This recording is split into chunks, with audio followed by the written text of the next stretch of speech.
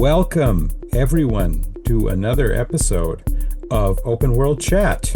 I'm John Odom, and I'm here with Mark Card as per usual. Mark, what's going Yes, on? I am still Mark Card. You're still Mark Card. Yeah, there's probably some other Mark Cards out there too. You probably Yes, don't. there were, I don't know, last time I checked, about eight of them. Oh, all right. Well, nobody gets to be completely unique, I guess. I'm sure there's more because, the ubiquity of the name Mark for people born in the 60s is crazy. My last year in school as an undergrad, we had five Marks on the floor. 5 marks. Well, we're going to play a little game here, a mental game. And this is a mental game that could take an entire college, course over the course of a semester to really dig into. And, we're going to try to rise to the task here. And as such, we're going to turn the podcast over to this topic for probably 3 episodes. So Maybe this will four. become the podcast that discusses and looks into the implications of actual first contact, given that this is the weekend Disclosure Day is coming out, which I guess critics are underwhelmed by. I Um, have not seen that at all. oh, really? Yes, several people have called it his best movie in a decade or two. No kidding. Yeah. We were checking it out when deciding whether to go see it or not, and I looked at Rotten Tomatoes, and the aggregate was about 80%. And I looked at the pull quotes, and the pull quotes from the positives Yeah. looked very underwhelming to me. I never use Rotten Tomatoes as a guide. I have, knowing what I know about statistics, I have great disdain for crowdsourced uh, databases. There are just way too many. We see this in the wine business all the time. There are just way too many problems with letting the crowd decide what's good and what isn't. Well, maybe giving as I live up in New England, the whole town meeting ethic has or approach has infected my brain a little too much. To warn the audience, we're going to wander all over the place. Well, we'll try to keep it a little focused. Like we're going to start today, we're going to talk about economics and we're going to talk about the political economy. And so that'll give us some direction. Next time we'll be talking about security, maybe dive into the technology a little bit more than we might today. And then we'll get to a conversation strictly about religion and culture. But like I say, any one of these things, this is a semester's worth of conversation. So we'll be hopefully a little more focused than we could be. Um, so here's the thing about this topic, okay? Um, it's certainly been well covered. Fiction writers have been writing about first contact for years. There is such a wealth of fiction, but they always come at it from the story they want to tell. You know, there's a story they want to tell, and the aliens are it's not fair to say a plot device, but they're the means to the end. How can I use aliens to tell a story about colonialism? Because I want to make Right. nine. How can I use aliens to tell a story about cooperation? I'm doing Arrival. You know, there's the story that writers have in their minds that depends on first contact, but we're going to go about it from the other direction. We've got no story to tell here. We just want to think about what would actually happen, how things would actually go down. And there won't be one answer to this. And I don't know about you, Mark. I was going to think about this a lot, and then I just didn't. I got kind of had a little bit of a train wreck in my mind. So many things came to mind. I just thought, well, the hell with it. Let's just go talk it out. I'll just talk to Mark tomorrow and we'll figure it out. I don't know how much in depth you've already gone into it in your own mind. Well, the big problem is this. It's like herding cats. There's a very, very large number of things you have to consider, and they're all interrelated. What we're talking about really here I'm going to sound like a scientist now. It's a paradigmatic shift Mhm. for every institution in on the planet. Yeah. If we know definitively that aliens are going to come and visit, then it's going to cause us to really re-examine every single thing we take for granted. Mhm. And so it's hard to know where the entry point is for a topic that big. It is. And I think we should throw out the caveat now that it's so big, there probably is no information theory that could really adequately collate all the elements and everything that would be interacting. And We're this going to and this is be, that's part of why we need to look at them discreetly. We have no other choice.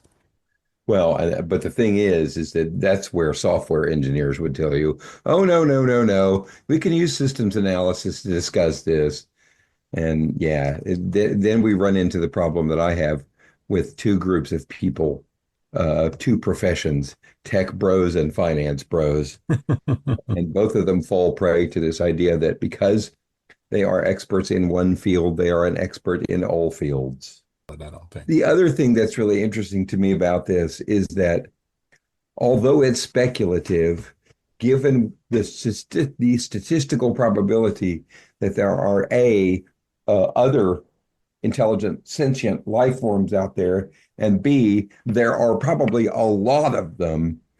This isn't really just kind of an academic discussion. Mhm. It's really kind of speculative, but based on what we know of our own institutions. Right. If we're doing it right, anyway. Yeah, and so this may be something we have to deal with, It, and it may or yeah. may not happen in our lifetimes, or even in anybody who's alive, including infants' lifetimes. But it's certainly a topic that should be discussed because no matter how remote the possibility is in the short term, in the long term, this is gonna happen at some point. Yeah. I like to think so. I hope you're right. But the other thing, and I want to not be continue to be too meta about our conversation, but I think it's important to put a lot of caveats in there. And the other one is we're going to have to look at this from a really three-dimensional way because there are also different ways and different modes then by which we could make first contact. Are would well, would we make contact with them or would we spot them? But let's assume somebody's coming in and saying hello. Are they just saying hello? Do they have a commercial interest? Maybe they want mining rights on the moon. Or are they bad guys, Independence Day style, and want to come in and annex something? Well, All maybe of they're those just have different colonials. implications. Yeah, yeah. All of those Oh, have different implications for not just how we react. Well, not just how they approach, but then how we react. I mean, are we talking about, behind the scenes conversations with governments, or are we talking about giant spaceships showing up in the sky over Washington, D.C.? right. Yeah, I mean, there's just a lot of contingencies here when you talk about this. Okay, Mark, what do you think happens? Let's assume. Well, I think it's important to have kind of a structure for this, Okay. and I think that structure ought to be uh, but basically, are the aliens coming here to be hostile to us or to be friendly to us? Well, So, let's start with friendly. what, Friendly's the yeah, hard what their intent is will really kind of determine a lot of what happens. hmm Our reaction, our changing around of, our modification of institutions, our just the effects that happen. Because it's interesting. There are basically a couple of interesting things that can happen, even if what I'm trying to say is there are beneficial things that could happen from either scenario, hmm especially when you talk about the unity of humanity. They're just things that benefits that humanity could see either way. Yep. Yep. And It's so I think it's also, important to really kind of distinguish between how do things change if they're hostile versus how do things change if they are not. and for my part, it's about the institutions. I mean, what we do, birds got to fly, fish got to swim, humans got to build institutions. That's because you're a local politician and you got to keep the lights on and the water flowing and everything else. Right. So why don't we, since it is Disclosure Day weekend, maybe we should start from that paradigm, from the UFO fan believer paradigm that contact has been made. And I'm just sort of winging this. We can go a different direction if you want, but there's going to be a disclosure to the public. Um, that's got some implications right there for not just public reactions, but for what's been going on behind the scenes. Yeah, I mean, if the government keeps it a secret Mhm. and then that secret is violated or that trust is violated and it comes out suddenly or it comes out gradually, people that's really going to seriously degrade people's trust in institutions. Yeah, yeah. So what happens? You're an alien and you want to make this kind of first contact the way that, the way the UFO fans see it, the way Disclosure Day is going to play it out. Who do you contact first and why? This is a world of so many nations with some international institutions of questionable effectiveness. Who do you reach out to? Yeah, I mean, this is the old take me to your leader problem. Yes, What leader? exactly, exactly, exactly. And what are the implications for any leader you approach? There's going to be implications to, and certainly there's going to be implications for those who you don't approach.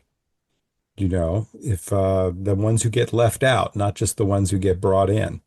How do you make that decision? You're a super intelligent alien, or maybe you're not super intelligent. Maybe you're just farther along in the technology path than Well, we I are. think that's something we ought to discuss Uh, because here's the deal.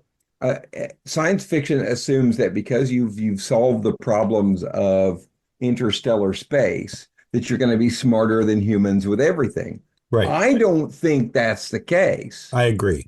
I think, like any other civilization, there are going to be gaps in your superiority. There are going to be some things you do well and some things you don't do well. Right. And so, assuming that, oh no, they're going to know everything we possibly know and there's no way we can counter them, I think that's a bad assumption. And this comes from a discussion with a listener that I've had. And he really hated that movie. And we talked about this, I think. He really hated the part of Independence Day where they use a virus to God help me. hack the software of the aliens. And what I pointed out to him is that um, outdated technology, something that they would never consider a threat, could be a threat because that technology is just so old they would never think to use it. Yeah, I'm gonna have to be on your friend's side there because you can't use Fortran to build a, Windows virus. No, Um, I understand that, but we're not talking about specifics. I'm talking about the general proposition that technology, once it's moved past a certain place, no older technology can provide any benefit. And I do think it's this is the kind of thing that we talk about. It's so one example of what I'm going to talk about is drones mhm. in Ukraine. And the big problem with the United States dealing with drones from Iran is we're using a $15 million missile to shoot down a $20,000 drone. Right. And what technology is working better? The 20,000. Yeah. simpler, less expensive technology. Right. So one of the things they've done in Ukraine is use older weapon systems to deal with drones that newer weapon systems can't do as efficiently. I So don't one of think it works with computers though, because you need to know the OS. If you don't have some concept of the OS, there's now see nothing you can do. you're thinking too specifically. I'm thinking broadly here. Yeah, I And was just yes, thinking about Independence Day, I guess. But yeah, yeah, broadly speaking, you're correct. but in general, this idea that because we're technologically behind them in some instances doesn't necessarily mean that we're ahead of them. You know, Hmm. Uh, another example is the Mayan calendar. The Mayan Right. calendar, was extremely accurate at a time when Western calendars weren't. Hmm. And so, I mean, this idea that automatically, because they've conquered space travel, they're going to be superior to us in all different institutions is kind of problematic. Yeah. There's another assumption we make about because they got here, they're advanced beyond us. And that's the assumption that because they're here, they've worked out all their own problems and are coming from a unified world. Right. That's a big leap of an assumption. I mean, we could, if we developed warp drive tomorrow and we built a ship and jumped out to Barnard Star and found some, industrial civilization chugging along, it wouldn't be the world sending that mission. It would be the US. It would be China. It would Right. be, yeah. And so that's also a false assumption. And I think all of this is, is almost, it's almost a religious impulse.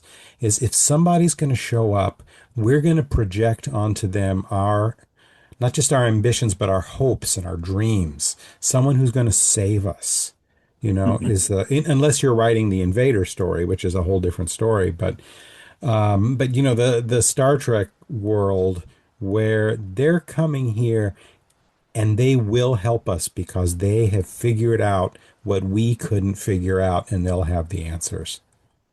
Yeah, and then you've got the whole thing from the three body problem, which you haven't seen, where the first contact that is made is just a researcher in a communist weapons program, Mhm.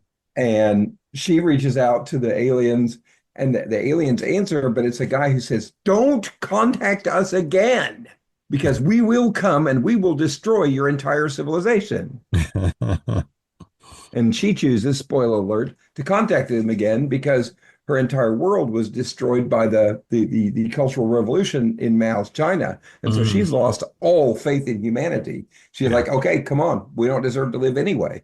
right. And so this is another thing that's really interesting about this idea is do they just show up like in the book Rendezvous with Rama, where all of Mhm. a sudden these giant ships are disturbing the gravity of the earth?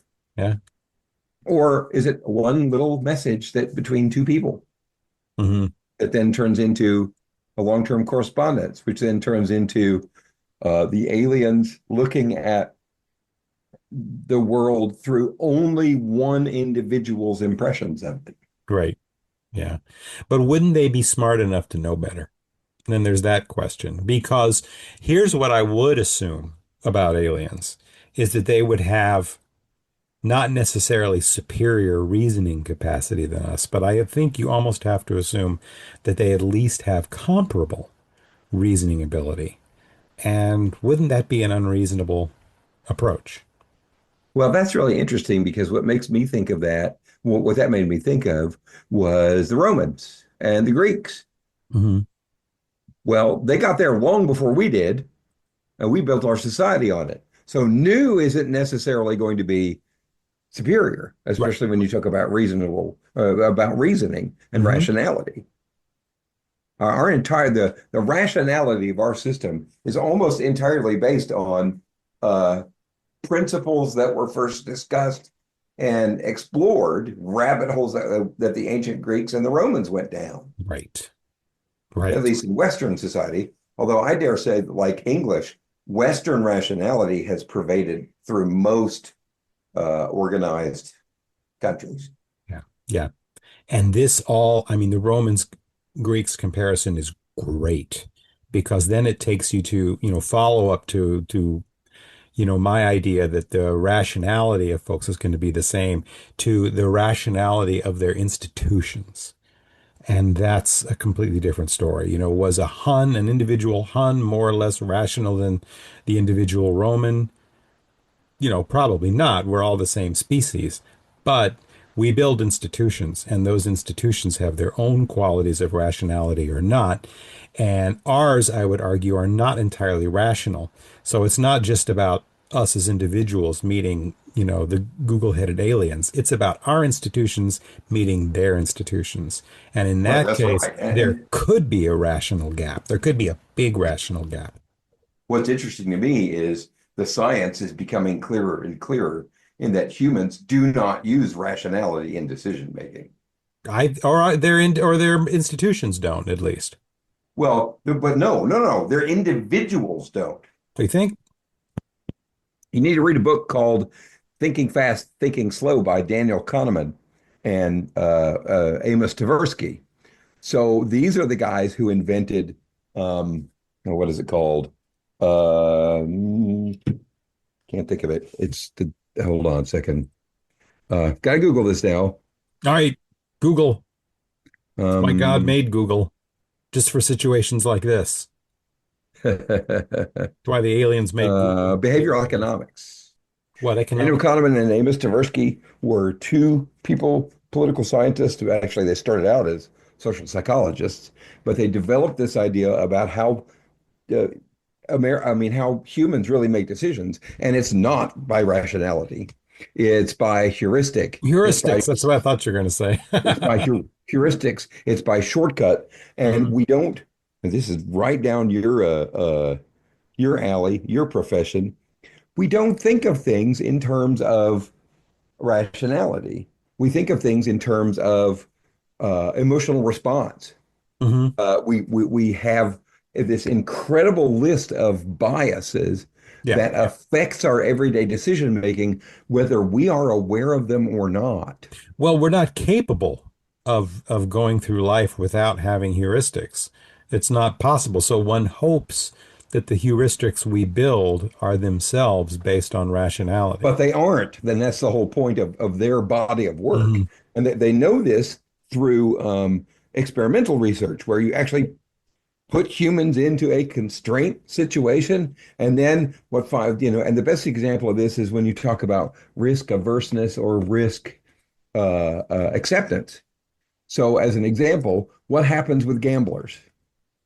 Gamblers who are up and made a bunch of money, if you're thinking rationally, what should you do? Stop. That's right. Stop and protect your winnings. Yeah, What is it they actually do? they keep going. That's right, because they think, well, my luck was good here, so it must continue going. What happens? They crash and burn. So the very fundamental the fundamental assumption here is that humans behave rationally. There's a lot of research, and I mean a lot of research, and a lot of empirical evidence that humans simply don't behave that way. They've convinced themselves they do, but when you look at their actual behavior, they just don't. And that's why we have things and institutional arrangements that we think make sense, but we get these weird outcomes because of them. Yeah. Well, I think I there's mean, a randomness to it. I suspect some of them are going to be rational and some of them aren't, if you try to step back from them. But yeah, but they are largely going to be institutionally created and driven. I think we've seen with social media and in the whole information universe that we live in we seem to be building, heuristics of whose side you're on and whose side you aren't on at a just a frenetic rate. They come and they go. well, Um, I suspect that has more to do with how humans think than it does with how those things are created. well, I don't think you can separate the two, Well, honestly. no, but you can probably look at a sequence. Are these things being constructed because that's the way we are naturally, or are these things being constructed in a way to strictly manipulate? And I think it makes more sense that the algorithms we create on the internet are going to reflect our own biases, our own irrationality. I don't know how I feel about that. I'm gonna have to think about that. I don't want to I mean, we're already going down some rabbit holes. I have some questions about that, but I'm going to think about it. It certainly has truth in it. I don't know if it's all the truth. Well, Um, the big problem here is when you introduce uncertainty, because when you introduce uncertainty, the way people think and the way people measure risk acceptance or risk aversion becomes very different. Well, that's when the heuristics become self-preservation heuristics for all intents and purposes. I mean, I don't know what's going on. I don't know what's happening to me. So now I'm going to depend on, or that's even sub-heuristic. That's instinct Well, informed heuristics. but your assumption is that the default will be survival, and we've Yes. already known for individual survival, and we already know that in lots of instances where uh, where survivability is what's important, maybe for the individual, that people choose to trade their survivability for the survivability of others. Hmm. So uh, this is the problem that we end up dealing with is how will our institutions react, and really kind of the source of that reaction becomes irrelevant. Yeah, I see what you're saying. It does. I mean, that we're really quantum creatures. How we're going to react on the individual level is fuzzy. There's a real uncertainty principle to it See, at that, the I end don't of think the that's what the day. science says at all. I mean fuzzy in general, but I think if you step back, it creates a consistent picture. So I think well, I guess what I mean is there's variation among individuals depending on, individual experience does play in to Well, how you build those heuristics. It does have some role to play. And then you get into the nature versus nurture argument of does individual, front loading have something to do with some of these heuristics, yeah, but but boy, that science institution is just informs pretty. them. The science is pretty brutal on this in terms of, oh, they believe a lot of this is biological. Yeah, A lot of how we're going to react in these situations is just hardwired in primarily to the fight or flight response. right. But if humans are front loaded in different ways, then that creates that uncertainty. I've got two kids. We raised them the same way, and they couldn't be more different. And they couldn't be more different from day one, literally birth. So some of that, so we don't all come out the same as where I come on the nature nurture argument. And I think that's going to impact and create a Heisenberg uncertainty principle at the quantum level. But again, the institutional level is where the picture comes into play, where the impressionist picture comes into play. And those differences at the quantum level might be irrelevant. Well, at any point, I think we've gotten a little bit, excuse me, a little bit lost in our Yeah, what are discussion. we talking about now? So what we're basically talking about is this. Um, I think what you're saying is the institution and how the institutions react are going to be the most important part of this puzzle in how an alien invasion affects us and what I happens do. I to do, because I think those institutions inform those heuristics. yeah, I mean, I just think that's what you're saying is that Yeah. this is not something that we're going to deal with necessarily on an individual person by person basis. The collective here and the collective response is going to be the biggest problem. I think that's the case.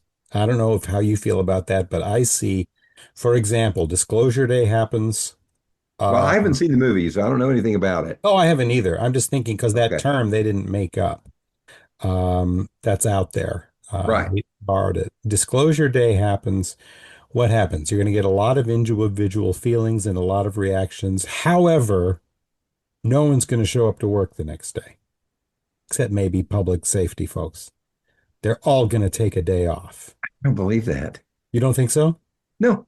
I think you would have a a shock effect. And I think that's what it would look like. I think you'd have people, there'd be a run on stores and there'd be a day off, a mass day off of work. And that would be the initial bucket of cold water that the economy would get. Yeah, it's interesting because you see me, I'd go to work. Hmm. And I guarantee you I'd go to work because of what you're saying right there. See, I think people would go, holy crap, everything that we're thinking isn't true or may not be true. So, damn it, I need a glass of wine. Well, they would do that. Yeah. So I don't think everybody's going to take a day off work. Like what? I think there are people who are going to continue to do their stuff from day to day to day to day. And that's largely because it is institutions that are going to react to this. And I have to tell you, this says a lot about our relationship as individuals to our institutions, right? Yeah. Oh, So absolutely. look at all the stuff that's going on with the government today. The Trump administration is doing whatever they can to dismantle things that have been around for 2.5 centuries. Hmm. Is anybody not Sure. going to work? Well, no, but you don't have one day. You don't have a disclosure day. I think Yeah, a I understand disclosure that. day is a hammer, and I think it I hit, think and we're I I think think we're there's a assuming it's a shockwave. hammer. What's that? I think we're assuming it's a hammer. Well, yeah, I am. I I think think a lot of this, I think a lot of this stuff is a lot of the problem with this topic is that a lot of it's empirical. I don't. I mean, some of it, we have enough empirical information to make some assumptions and make some conclusions, but Okay, I well, I don't don't want to think. hang on. Which one are you saying? Are you saying there's no information theory big enough to deal with this problem, or are you saying that is some empirical evidence to show that we know how people are going to react? Well, I'm saying both. Aha! I'm saying we do have enough information to make some assumptions. I think we don't have enough of an information theory when you're talking about how the institutions are going to interact to make conclusions. Aha. So what you're saying is we have uh, an idea of how we might behave, but we don't really know. We can So, make some best guesses, Mr. Sewell. right. But that goes exactly to what I'm saying, that this is an empirical question. So no matter what we're talking about, it may be completely different than what we talk about may be completely different than what actually happens. Anyway, once again, we've gotten off the topic. So yes, you get disclosure day. There are definitely going to be big shocks to the economy. Yeah, what the next question then is the economy going to be resilient enough to bounce back from that and let the process continue? You know, the disclosure process. What comes after disclosure, and what do our economic institutions, how do they manage it? What comes Well, after this is where I disclosure? think it becomes important to understand what the intent of the alien race is. Mhm. Do they intend to colonize us? Well, in which case we're going to fall apart completely. Yeah. Or do they intend to collaborate with us? Do they intend to improve our system? Do they intend to learn from us? Do they intend to try and understand how our system works? Now, I think this is a good time to bring up the Fermi paradox. Oh, okay. So the Fermi paradox. Um, Enrico Fermi was a physicist that was taken out of Nazi-occupied Europe and brought to the Manhattan Project to build the bomb. And one of the things that these guys spent their spare time, everybody at the Manhattan Project spent their spare time talking about was why isn't, given this statistical probability with an incredible number of galaxies and stars out there and conditions for life is so positive, why haven't we heard from anybody yet? Right. Why haven't we heard? And one of the worst answers to the Fermi paradox is, if we know that the Fermi paradox is, if we know that all of this possibility is there, why aren't we seeing contact from other civilizations? Right. Why are alien civilizations not finding us? And one of the answers to this Fermi paradox is what's called the dark forest theory. Right. And I remember kind of. the dark forest theory says they ain't talking, Mhm. because inevitably out there you will contact a civilization that is so far advanced of you, they will look at you basically as ants and have no problems completely destroying your civilization. I think there are other reasons they wouldn't talk to you, but yes, let's stick with that one for right now. Yeah. Well, that's the most important one that they would do now, is that because broadcasting any kind of communication means people can find you. And if other civilizations can find you, they're probably going to destroy you. And so the answer about why we don't hear from other civilizations is, oh crap, we might die if we contact other civilizations. And the assumption is that out there's always a more advanced civilization out there. Remember, was it Asimov who said this? I can't remember. It was Heinlein or Asimov who said that. No, no, it was Arthur C. Clarke. I was going to say this is you got to be leading up to a Clark comment. I just didn't know it. Yeah, this is Arthur C. Clarke who said that any sufficiently advanced technology would be indistinguishable from magic. That's very Clark. And yeah, that's who said it. That's Arthur C. Clarke. But the Um, point is that what we did at this point to our economic institutions, banking, food distribution, the interconnection between, the global economy would depend on whether or not they're here to destroy us or not. I think if they're here to destroy us, our economic institutions fall apart at every level except the most basic. well, the conspiracy theorists, I think, the nature of the conspiracy has a very, you could almost say, elegant answer to the Fermi paradox, and that's that it's not a paradox. They've already made contact. The question is, why haven't we heard from them? And we haven't heard from them because that's under the control of the governments, and the governments are keeping us from it. But there's a couple ways then you could go with that. You could go with they're going to make contact anyway, or they're working with the government and it's going to be disclosed, and there's going to be a disclosure day. But they get around that by saying, yeah, we just don't see it, but we have made contact. And that's part Yeah, of the appeal to it because I think the Fermi paradox is almost intuitive. And that makes it it just solves that intuitive problem you've got it going. doesn't solve the problem because there's no evidence for it. Well, okay, It let's put it this assumes, way. yeah, it assumes that government would keep that quiet. There is quote unquote evidence to it. There are strange things that can't be explained that aren't exactly evidentiary, but there There are strange is things question. which can't be There's question. explained. Right. No, I think there are strange things which people don't want to accept the explanation of. Yeah, sometimes there's some things out there that there's no easy explanation for, but I think it's a huge jump to then say, well, it must be aliens. You know what I Well, mean? I would have to go to an adaptation that I made from the inverse square law in physics. So the inverse square law in physics says that a specified physical quantity of intensity is inversely proportional to the square of the distance from the source. Okay. So that, when you talk about things like one of the things that happened in the first Trump administration is there were a whole bunch of drones appearing over New Jersey. I think that was panic. I think that was people mistaking simple, normal air traffic over New Jersey. And they were saying, oh my God, the government is looking for nuclear or evidence of nuclear radiation. Al Qaeda snuck a bomb into New Jersey and they're going to Yeah. plant it in New York, and the drones were doing that. Well, a physicist came on and said, that's ridiculous. Yeah. That doesn't work. And this is the reason why is you would have to fly the drones so close to the ground because of the inverse square law. The further away you get from the radiation, the harder it is to detect it. And it's not just a one-to-one thing. It's not an arithmetic progression. It's a geometric regression. So the further you get away, the bigger the number gets that you will the lower the probability, but the change in that probability gets bigger and bigger and bigger the further away it is. Okay. Well, I have applied this to conspiracy theory.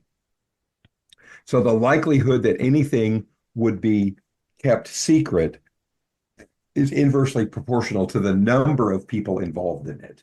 Agreed. So in order for this disclosure day to be kept under wraps that long, Hmm. that's not going to happen because if people in the government know this, there are likely tens of thousands of people who know it. And the more people who know this, the less likely it's going to be kept secret. Always the argument against conspiracies is that humans are too porous. It Yep. just it gets out. It gets out. Yeah, Yes, it's going to no, get you're out. absolutely right. And And I so, do think it's kind of elegant to compare it to a mathematical theory. I like doing that myself. yeah, I mean, I Um, just think that's the way it works. The more mhm. people involved in the conspiracy, the less likely it's going to be. It's that same inverse square law. You got 10 people It's so involved. interesting how there are so many analogs to basic mathematical or physics theories and human psychology. I just love that. I love it. So yeah, I had a conversation with Nathan Zing about this. Um, but the thing is that that's why the moon landings were real. The number of people that would have to be involved in an engineering project this large that spent that amount of money, we would have Mm, known about it a long time before this. yeah. And Yeah. my favorite part of that conspiracy theory is that one of the most prominent conspiracy theories about the moon landing is that Stanley Kubrick faked it for the government. Yes, I love that one. Do you know the origin of that? I do not. Somebody came to him and said, "Hey Stanley, uh, uh, did the government land on the moon or did you do it?" And he said, "Well, if I did it, it would have been a lot better." So he's the one who really kind of started that whole thing. He said, "Yeah, no, I didn't do it because it's not good enough quality for me to have done it." That's really And funny. people took that as an admission that he actually did this. Or at least some sort of acknowledgement, I guess, that it wasn't done well. So it must not be, I don't know. That's No, funny. Yeah, I love but that one. That one but cracks me up. yeah, no. I love talking about conspiracy theories, talking to conspiracy theorists because they fundamentally don't understand how anything works. Right. And it's so interesting because, I mean, people get so attached to narratives. Early on after the Kennedy assassination, sure, everything was on the table. Maybe the mafia did do it. Maybe it did have something to do with Cuba. You get very far away from that, and those conclusions collapse on themselves. Well, my favorite But thing, the people get attached to them right out of the gate, and they don't let them go. well, it's because of uncertainty. We didn't have any answers about Kennedy. Um, Ruby shot Oswald, so there was no trial. Right. Um, Nobody got a chance to grieve Kennedy before all of these things, which look like, if you're that inclined, which look like conspiracy, Mhm. just happened. And so, my favorite thing to talk about with that is with Kennedy conspiracy is to look at scientific explanations of what happened. Mhm. And the one that really kills them when I have these discussions, I've had this discussion for years with students, is Occam's razor. Right. And Occam's razor says the most likely explanation for a phenomenon is probably the simplest one. Yeah. And the simplest theory you can possibly imagine for the killing of Kennedy is one guy did it with his rifle. Yep. And any other theory you present starts to get really super complicated Mhm. than that. Yeah. And the farther you get from the point in which it happened, the more your other point comes into play that somebody would leak something, somebody would know. But it's just interesting to see people grip onto narratives that people are fundamentally storytellers. And we want to tell stories. And that means a lot of us want to believe stories. And I think most of us, we see a story being told, we may like it, it may strike us, it may have appeal, but we move on when the story is plainly, not true. Like the New Jersey situation. I When we think get enough data. 90% of people, well, and sometimes that data is a lack of data. Oh, yeah. So 90% of people have moved on from the New Jersey thing. And it's like, yeah, that was a funny thing. Remember that. But there will always be some who haven't.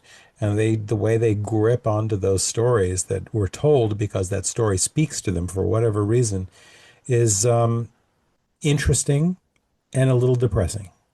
So when you look at institutional responses to this, a lot of that, I think, what you're talking about, what you're getting at, is that how institutions respond to it will depend upon how the general public responds to it. I think it's a bit of a chicken and egg, but yeah, sure. Yeah, it works. Well, we go back to chicken and egg. We know which one of those came from first. I suppose the egg did, didn't it? Yeah, because reptiles laid eggs for millions of years before you even had chickens. Yeah, I guess so. So that one's been solved. That's hilarious. Now we have to argue about is the phrase have your cake and eat it too, or eat your cake and have it too. Right on. It's exactly Uh, the same. okay, so there was a shock to the economy, but the economy survives.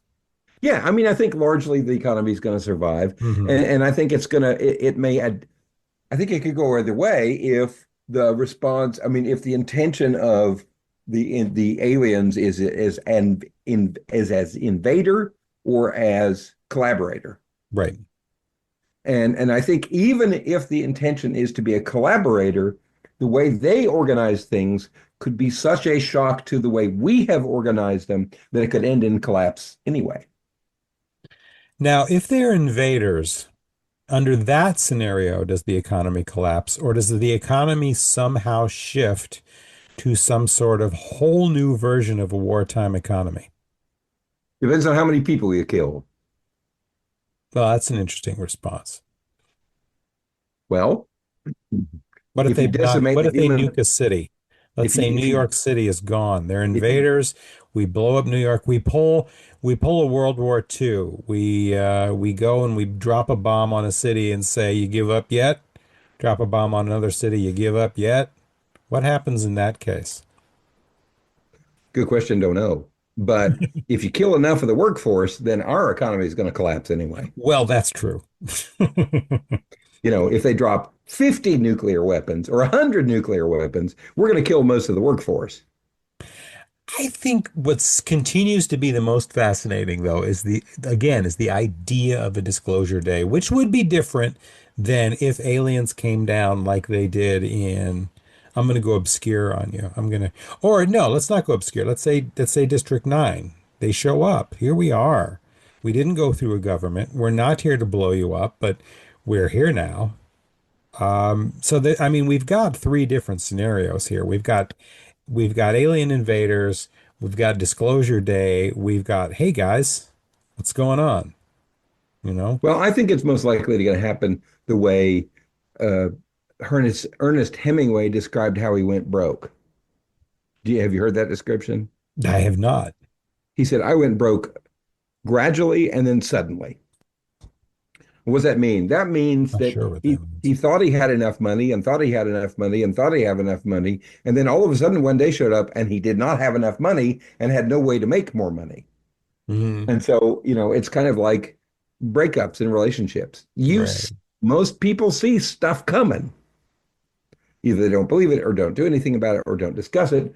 And then Oh, they're just feel like they okay. have the rug pulled out from under them when the relationship ends. Hmm. I think that's the most likely scenario for how it becomes known that there's been a long-term contact with aliens on our planet. So the economy survives, um, and the aliens introduce technologies that make some parts of the economy irrelevant. How, and you can imagine what I could list a whole bunch of things. Let's start with the pharmaceutical industry. Maybe these are good aliens and they bring us all kinds of wonderful medical cures. And you have the pharmaceutical industry becoming largely, probably not entirely, because, capitalism survives, but largely obsolete. Well, how about this one? How about they just introduce genetic engineering that ends all problems, that ends all disease? That ends all disease. So let's say they end disease, however they And do so it. if you end disease, now you've gotten rid of the medical profession, unless Yeah. we're talking about, not really, Well, because you could talk about accidental injury. yeah, accidental injury, and you still have to have somebody to implement Yeah. their cures. But so it doesn't collapse completely, but the actual creation of, well, maybe even the pharmaceutical industry itself doesn't collapse if they're shifting over to creating now the new cures, the new engineering, the new Right, or models. applying the methods the aliens come up with. Yeah, But exactly. nevertheless, what you're talking about here is exactly right. Whether they're going to be invaders or not, there are going to be major changes in how the economic arrangements work. Right. If they solve disease, if one of the things that I think I jokingly say this all the time, I said, well, AI has to be used properly. You don't want AI to make movies and to write poetry and to sculpt and do all that stuff. Just sculpt. That one I That's hadn't heard. human That's awesome. stuff. Well, of course you could do that Yeah, sure. with 3D 3D printers. printers. Yeah. Um, That's awesome. I'm but gonna that's try that. fundamental human activity, that kind of creativity. Mm, You want to do the dangerous, dull, dirty jobs. That's what you want AI to do. So humans can go on and do the cool stuff, mm, right? So if I think of dull job, which doesn't really need a lot of human interaction, I'm thinking we replace all the CEOs with AI. CEO is not a very high skill demand job, no. Yeah. and CEOs, I mean, AI could, I really think this is one of the promising things that AI could do. AI could be a whole lot better at distributing resources in an equitable fashion, Yeah. The making sure question. that there's not too much wealth or there's not too much food in certain sectors of the economy and not enough wealth and not enough food in others. Which And, gets and I think that would upend a whole bunch of stuff that we do here. it You know, would, but it gets into the question of how well does power protect itself, which again is a question that brings us right back to the aliens showing up. well, it also depends on how good this technology the aliens introduce. Hmm. They could introduce a system which is fundamentally democratic, but lacks the conflicts that our democratic systems have. A lot of the conflicts that we have over our system is the fact that resources can be distributed in an unequal way using political power. Right. If you're an alien species which has solved that problem, then there is no way for people to hold on to their power. If we accept the solution. Sure, Yeah. but And if I mean, they've already solved that problem, then our acceptance may be irrelevant. if they That system impose, may be imposed upon us. yes, right, exactly. Um, and I mean, that would involve imposing something very top down because democracy is fundamentally adversarial. Well, yeah, that's right. And the thing is, it's adversarial, but it's also compromise. By Yes. Oh, yeah. definition, democracies don't work without compromise. They don't. They don't. I mean, that compromise comes from an adversarial system. That's correct. But Uh, it's an adversarial system which rewards benefits to those who cooperate the most. exactly. It's not winner take all. That's correct. Yeah. It's not a zero-sum game. Now, the thing is that now we're getting into Captain Kirk territory. What do you mean machines can end, we can end the brutality of war by having people step into destruction booths, Hmm. disintegration booths? Hey, that's not a fundamental human thing. Humans have the right to determine the course of their own lives. Well, would you want to? If we Would could you? solve this problem, if people could be no longer dependent on earn and pay to do what they're best at, Hmm. would you want to go, well, okay, I'm going to give up some autonomy, but look at all this other stuff I'm going to gain. And you know what? I'm going to tell you right now, somebody's already figured that out. A philosopher has already figured that out, and we've applied it into our system as much as possible. That's John Locke. John Locke, with the social contract, came up with a solution to a problem philosophers were looking for thousands of years before that. And that is, if you want a government that's going to promote democratic values, it has to first provide for the economic rights of those people who are seeking political equality. Hmm. So, how do you do that? Do you have a system where there are no laws and that you have the state of nature? Well, if that happens, you can never have private property. If your political system is based on the state of nature and there are no constraints on individual behavior, then you're never going to have property that's protected. It's impossible, right? See Right. why? Because people can always gang up on each other and there are no constraints. Right. But you can't have a system where government has all the authority and tells people what to do with everything on the most fundamental, basic individual basis, right? Right. Because then people don't have any rights and they're going to rebel against that. Hmm. So one of the things that John Locke solves with the Social the contract. social contract Yeah. is we give up something. And we get That's some something. of our own autonomy to Yeah. protect our own property in exchange for rights guaranteed by the government. Hmm. And that's the only way you can protect private property is for you to go, okay, I'll pay you some taxes and I'll vote. But in the meantime, the whole system has to ensure it protects my property because protecting my property is the only way you can protect my political rights. And so if the alien system could do that in a way where we give up some autonomy and in return we get security without having to worry about resources, then we might adapt to that. On the other hand, we might be like Captain Kirk and say, no, our most important thing is our liberty. So we're going to go against this system that works for us and that solves all our problems because we don't want to have to give anything up. Right. Well, there's going to be lines, of course. I mean, the old Benjamin Franklin, those who would give up liberty to for Yeah, you got to be safety. real careful about that one because that's in a very specific context. He's talking about a specific piece of legislation and did not mean that as a generalized comment. Right, but it's a context that could repeat itself or reemerge in different forms. So it's just, I think what Kirk was saying is that there are lines to that, and the line has been crossed with suicide, with an Well, I mean, just look at an expectation of example. suicide. Yeah, but if that's not the only place he looks at it, that's Mhm. not the only place he does things. That's the whole idea behind the episode with the Yangs and the Combs. Oh, that These episode. these people's freedom is more important than us maintaining the prime directive. I just watched that episode again, and I never quite realized just how racist it is, but that's another episode. We should do an episode sometime about when Star Trek fails itself. We talked about that once.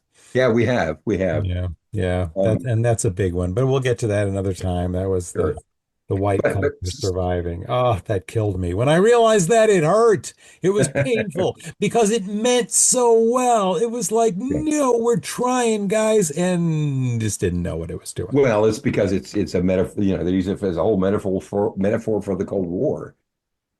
Yeah. It violates its own idea that the point of humanity is to solve these problems, not to perpetuate them. Well, it's worse than that, but we'll get into it. I'll tell you what I mean in one point. Okay.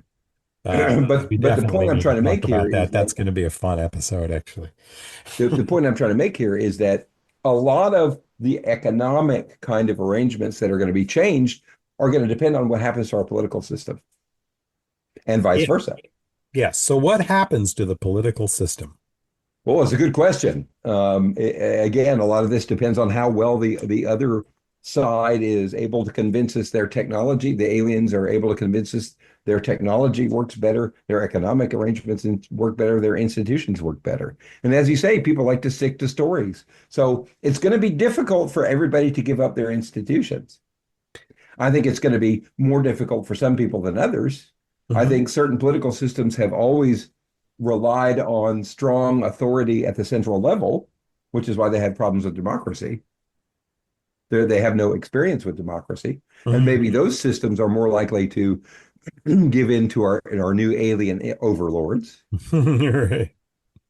Our alien friends, our alien friends. Yes, our robotic friends, our AI friends, Hmm. which I have to say, Forbin project, Forbin project. So the my whole point, and we had this discussion before we started this, was it's the political economy. Our economic arrangements largely determine what our political organization is. Yeah. The United States had this geographic isolation because we got two oceans surrounding us. Um, we had a relatively small population and massive resources. I mean, why is it the British wanted to push into Appalachia? Well, for resources, for What resource timber, specifically? timber, Yes, but what part of the timber? What were they using the timber for? building shit. Masts. ship masts. Oh, okay. I was The thinking old ships. growth forests in Appalachia had massively tall, straight trees because the native populations didn't harvest them the way the British were going to end up doing it. Right. So you had, trees that were, 75, 100, 150 feet tall that were straight, and not just thousands of them, millions of them. Hmm. So, our economic arrangements are going to dictate what our political arrangements are. And Yes. if economic collapse happens, even if we have friendly, your neighborhood friendly alien invasion or alien presence, our ability to have these kinds of basic necessities taken care of are going to help determine whether or not we resist them or not. Yes. I think And that's so smart. even That's if they so do right. make our lives better, even if they do make our lives better, we still may resist them. And the example that I'm talking about, of course, is in Angel. Yeah, go on. So in Angel, when uh, Jasmine shows up Hmm. and everybody starts cooperating and everybody falls in love with Jasmine and and she solves all those problems. She Hmm. solves hunger, she solves racial inequality because they all now love Jasmine. Of course, why did they object to it? Why did Angel and everyone else object to it? Because she was eating thousands of people every day to keep millions happy. Hmm.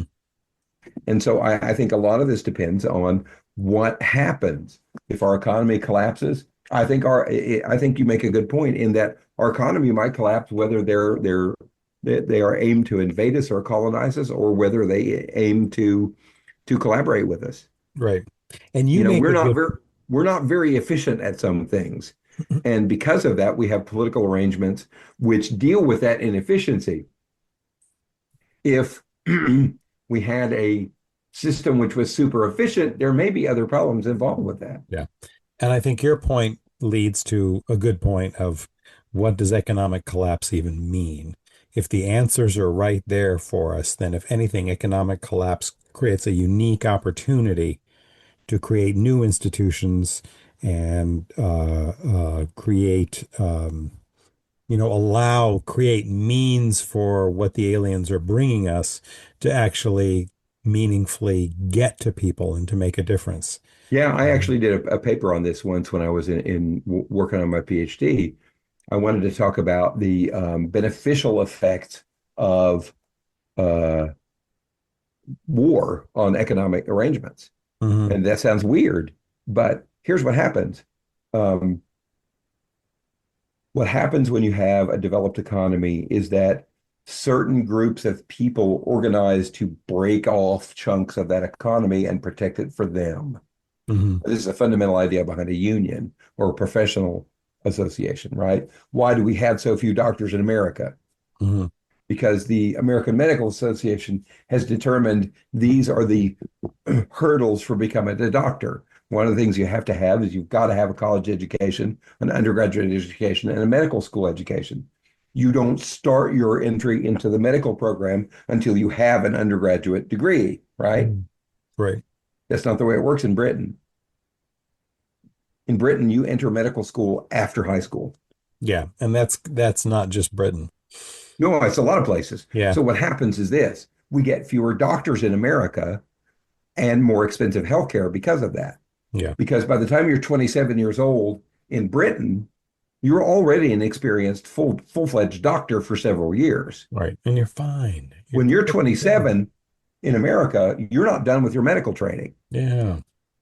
And so the AMA exists to break off a sizable chunk of economic benefit for its members. Unions do the same thing. In a war or in any large disruption, like an alien invasion, clearing away some of those networks will make the economy work more efficiently for a larger number of people, at least until other organizations can work together to take chunks of that economy again. Right. So one So of the things, a I'm collapse sorry, is not necessarily a bad thing as long as it's not such an absolute collapse that you've got that you literally have to build from the bottom up, which would take generations. but the point is that that clears up for new organization and new networks who might not have been part of the people who were actually making enough money to survive. Right. That's like when they talk about survivors from the Holocaust, who survived the camps. It was either people who were very, very lucky or people who were very, very bad criminals, because the bad criminals were able to organize in a way that made their survival more likely. Mhm. And so you get this group of people that after the Holocaust, they're so used to that criminal activity, that's what they take up later on after they're out. Mhm. And so, but it's an interesting kind of thing. But a lot of this there would be a lot of creative destruction because of an alien invasion, whether they intended to collaborate with us or take us over. You would have people and segments of society which would benefit from it. We've mapped a relatively rosy scenario here, honestly, where Well, I think, the initial shock to the economy would actually be a shock that create opportunity, as long as it wasn't completely devastating. And as you say, it wouldn't be. well, that And depends on if they're hostile or not. If right, they're hostile, if then they're that not becomes, hostile, let's assume yeah. they're not hostile, then we've created a path by which their advantages that they may have could actually propagate outwards to the rest of the world. And that's kind of cool that we've created a roadmap for that a little bit. Well, the other thing that could happen though is this. It's like this. We destroyed entire uh, parts of the economy when we got automobiles. Hmm. Yeah. Uh, People who bred draft horses, they lost they lost their jobs like crazy. That Sure. industry is a tiny portion of what it was in the 19th century. Hmm. The people who made buggy whips, they were driven out of the economy because you no longer needed to whip your horse. What is going on with my computer? You no longer needed to whip your horse to go places because you had cars. Hmm. So you would definitely have parts of the economy that would disappear completely. They would, but the opportunities, the new economy could fill that gap, just like your car analogy. Yeah, and another thing that becomes true is this. So one of the problems that people have with AI is it's and I don't think this is going to happen as much as people think it is. But one of the things about AI is, all these people who are making AI are saying, "Oh, it's going to destroy the economy. It's going to take away all these jobs, and it's going to make it very difficult for people to have a living." The problem becomes, is that necessarily true? Hmm. What it may do is it may set it up. Well, no, one of the things that these people say is that we're going to have this problem. What are people going to do for money? They're still going to need to eat. They're still going to have a place to live. They're still going to need transportation. What do they do for money if all these jobs have disappeared? And one of the answers that they're coming up with is tax the companies who create AI heavily, and then use that taxation for universal basic income. And then what you've done with AI is you can now have people do what they're interested in Hmm. because they don't have to worry about This money is anymore. this And is that's one of the, go ahead. I was going to say this is the classic promise of all new technologies, though, isn't it? Isn't that a dangerous path to go, that we'll all be able to reach the top level of Maslow's pyramid with just a little more technology? Yeah, see, I don't, but see, I don't think we're talking about just a little more technology necessarily, Uh-huh. which comes from an alien invasion. I think one of the things that's fundamental here is that I think they would be superior to us in certain kinds of organization. And maybe they have solved some of these kinds of employment problems.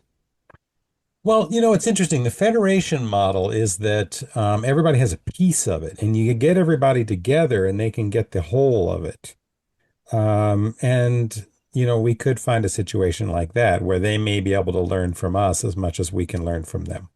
Right. Oh no, I think there's quite a bit of that. And I think Mhm. the assumption that they're going to know everything better than we do is a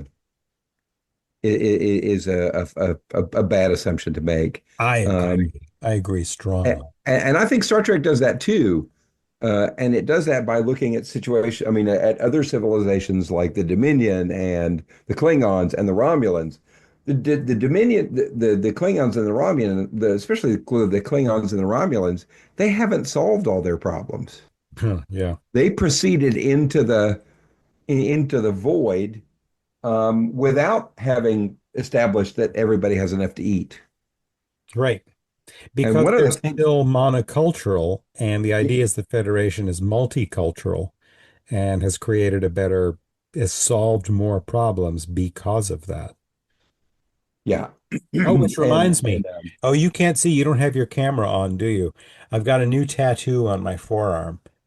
You can't see that, can well, you? I don't have my camera on, but your camera's on. Oh, can you see? Yeah, I see it. Idic. Idic on my arm. I've crossed a rubric. I've crossed into a pop culture IP product now represented permanently on my body. But by God, I like it. Yeah, violating copyright too. I hope Paramount doesn't see this. I hope they pay me for it if they do.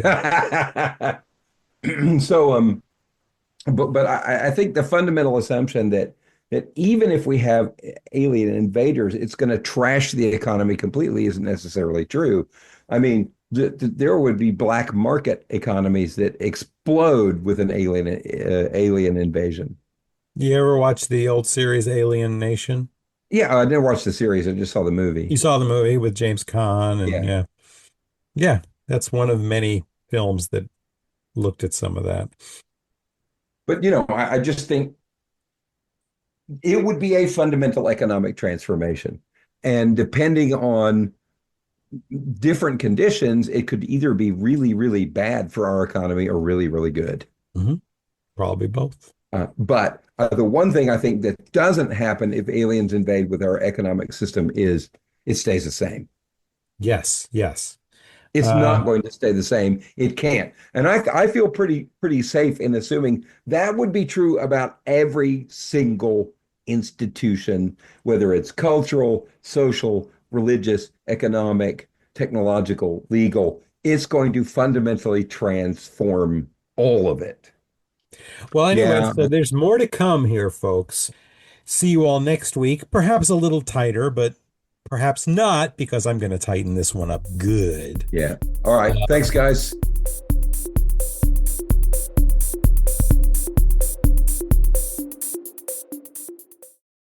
Our theme music is by Christopher Piatek.